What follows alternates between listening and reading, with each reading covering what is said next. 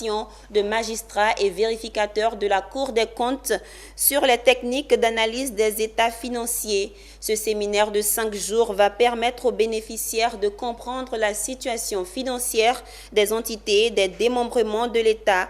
Une formation assurée conjointement par le PAGEF, entendez, projet d'appui à la gestion économique et financière et la Cour des comptes. Pierre Tebeu et Doumbia Ayouba.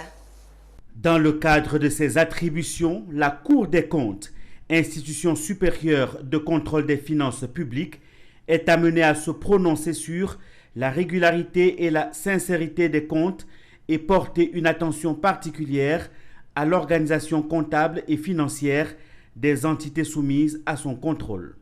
Pour faciliter la compréhension et le retraitement des données financières, la maîtrise des méthodes et techniques de présentation et d'exploitation des documents et des états financiers produits par les justiciables de la Cour est une priorité.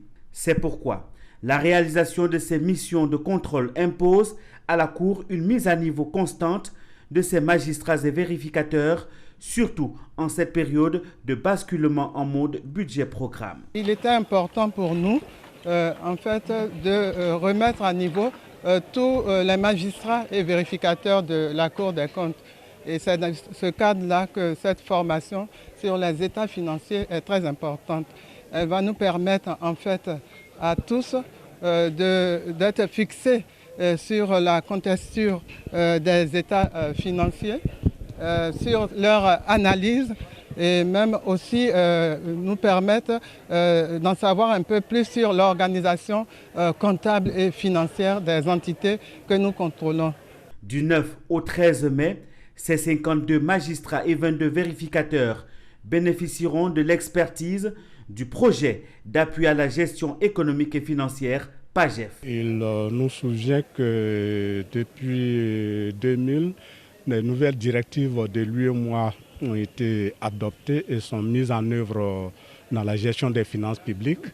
Et dans ce cadre-là, tous les pays ont été amenés à se mettre à niveau, à adopter des nouvelles constitutions financières, notamment à travers la nouvelle loi organique portant loi des finances, la nouvelle loi organique portant code de transparence, et également la mise en place de toutes les structures de contrôle nécessaires aux finances publiques.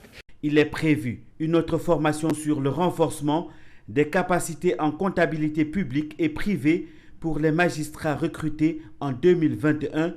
2 autres formations d'ici la fin de l'année 2022 pour l'ensemble des magistrats. Améliorer la